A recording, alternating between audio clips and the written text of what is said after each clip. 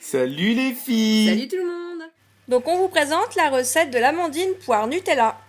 Donc pour la recette, vous allez avoir besoin de 125 g d'amandes en poudre, 200 g de chocolat dessert, mais vu que nous on est des gourmands, on a mis du Nutella, ou de la Nutella, ou si on sait parler français, du Nutella, 125 g de sucre en poudre, 2 œufs entiers battus, 100 g de beurre, mais nous on n'avait que 90 g, donc on rajoutera de la crème fraîche, une grosse cuillère de crème fraîche. Vu que nous on fait une amandine aux poires, il y a donc une grosse boîte de poires au sirop, mais si on aime les abricots, on fait aux abricots au sirop, si on aime les pêches, on fait aux pêches au sirop, et vous aurez compris le principe. Et pour la déco, des amandes effilées. Sans oublier le petit extrait de vanille qui va bien dans tous les plats qu'Hélène aime faire. Voilà, sinon c'était de l'amande amère, hein, mais nous on préfère la vanille. Allez, c'est parti pour la recette. Ok, donc on va commencer à préparer l'appareil de l'amandine aux poires. Pour ça, dans un saladier, on va mélanger déjà la poudre d'amande avec le sucre en poudre et les 100 g de beurre. Fondu. Fondu, ouais. Comme on vous l'a dit tout à l'heure, nous on avait 90 g, donc on a rajouté une grosse cuillère de crème fraîche. Ça c'était une petite recette voilà, pour un peu adoucir la crème.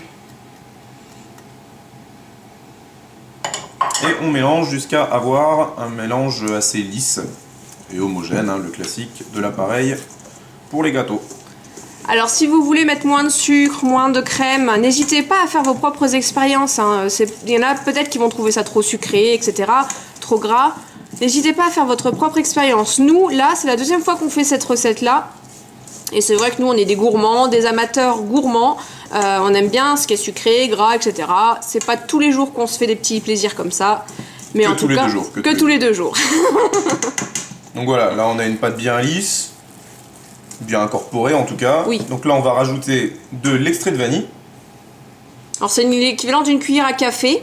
Vous comprendrez bien que nous, on fait un petit peu au pif. Hein, donc du coup, on va attendre que Marmiton arrive à l'ouvrir. J'ai fait le plus dur. Ça c'est une cuillère à café d'Hélène. Hein. Voilà,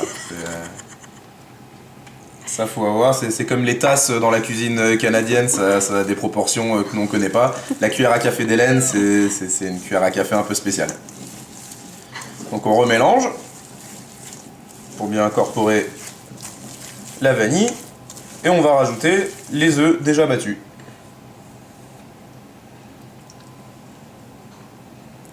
Voilà, et là ça va réellement lisser tout l'appareil.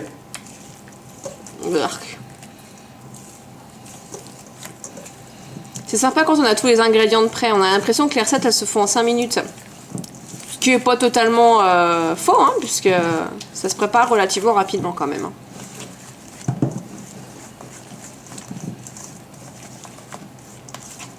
Alors non, en fait, Marmiton n'est pas cuisinier ni pâtissier, etc. Hein. Donc, comme je vous l'ai dit, on est des deux amateurs de bonne bouffe, donc on aime se faire plaisir.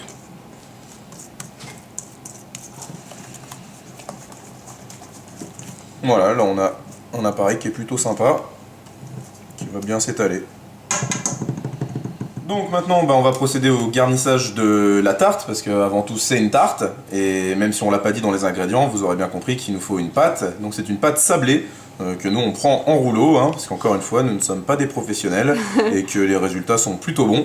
Donc voilà, avec cette pâte sablée qu'on a piquée avec une fourchette, hein, toujours pour pas qu'elle gonfle quand on la fracture au four, on va disposer dessus le chocolat fondu. Donc comme on vous l'a dit, si vous voulez du chocolat dessert, vous mettez du chocolat dessert. Nous on a mis un petit coup de chaud au Nutella.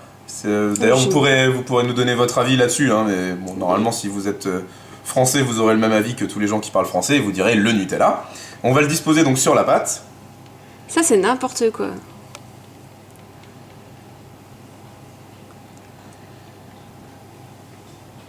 Donc on l'a fait fondre un tout petit peu pour que ce soit un peu liquide. Bon bah là en fait il aurait fallu la refaire un tout petit peu plus fondre pour que ce soit bien plus liquide et bien plus facile à étaler. Mais bon voilà, avec notre meilleure amie la Maryse, on peut donc étaler correctement la Nutella. Le Nutella. Il n'a pas assez. Là on vient de se rendre compte, enfin à mon goût en tout cas, qu'il n'y a pas assez de Nutella. Donc qu'est-ce qu'on fait quand il n'y a pas assez de Nutella? On en rajoute? C'est ça. En gros, en fait, on veut tapisser le fond de la tarte. Pas faire une fine couche, mais quand même une petite couche de... un demi-centimètre. Parce que là, ça fait quelques millimètres. Ouais, un demi-centimètre. Vous allez me dire, un demi-centimètre, c'est quelques millimètres. Mais bon, on va voir avec Marmiton si on en rajoute ou pas. Ça te paraît bien? On est pas loin de la vérité. Ouais. Bon, c'est sûr que si on l'avait fait fondre un petit peu plus, je pense que ce serait mieux étalé. Oh, ça va s'étaler à la cuisson. Hein. On va laisser comme ça. Allez, va. Soyons sérieux, on laisse comme ça. Comment ça, je suis gourmande? Non. Ouais. Parfait. Allez, zou. On dispose donc les poires. Donc comme on vous l'a dit, ça c'est pareil, hein, si vous n'aimez pas les poires, vous avez le droit. Donc du coup, vous pouvez le faire avec des pommes, avec des pêches, des abricots, tous les fruits. Hein, si vous êtes fan d'un autre fruit, n'hésitez surtout pas. Faites votre recette. Nous, c'est vrai qu'on aime bien les poires, parce qu'avec le chocolat, ça s'y prête quand même super bien, faut avouer. Bon, alors en fait, vous pouvez les découper, vous savez, ici, vous les découpez en longueur comme ça. Hein, faites des petites tranches et vous les repositionnez en poires. Ça peut être sympa aussi. Alors, on va bien répartir correctement les poires de façon à ce que ça fasse joli. On peut encore en caser. Ah, c'est une grosse boîte de... Ah, on l'a peut-être pas dit, mais c'est... On a pris... Si une grosse boîte de fruits au sirop. Alors, je pense que si on serre les poires, on arrive à en mettre une autre. On n'a aucun intérêt. Aucun intérêt? Ah, je me doute d'où est-ce qu'elle va passer cette poire. Exactement. Il reste un peu de chocolat, un peu de poire. Il faut pas tout mettre dans la recette. Et donc, par-dessus ça, on va pas tarder à mettre l'appareil. Alors donc du coup on a switché avec Marmiton parce que c'est vrai que c'est une opération assez délicate. Je sais pas trop comment je vais faire, donc tant qu'à faire, si je me plante, autant que ce soit moi. Alors vous voyez, l'appareil est assez épais en fait. Donc du coup on va essayer de le répartir au mieux. Donc pour que vous voyez, voilà, je vais en mettre un petit peu là. En fait je vais pas hésiter à... Je sais pas si vous voyez. Je vais pas hésiter à en mettre partout, même sur les poires. Je répartis au mieux l'appareil. Et vous voyez qu'avec la Maryse, l'avantage, c'est que on en retire tout. Ce qui est vachement français, ce que je viens de dire. Ouais, autant que la Nutella. Il me cherche. Alors, hop. Voilà. Magie. Moi d'habitude le côté je tape la machine pour répartir, ça marche bien, mais pas là. Voilà, avec la Maryse ça se répartit très bien, et avec la cuisson vous allez voir, hein, ça va vraiment se répartir uniformément sur toute la préparation. Donc voilà. Il fallait un peu de douceur et de tact féminin, comme vous avez pu le remarquer sur le tapage de plat.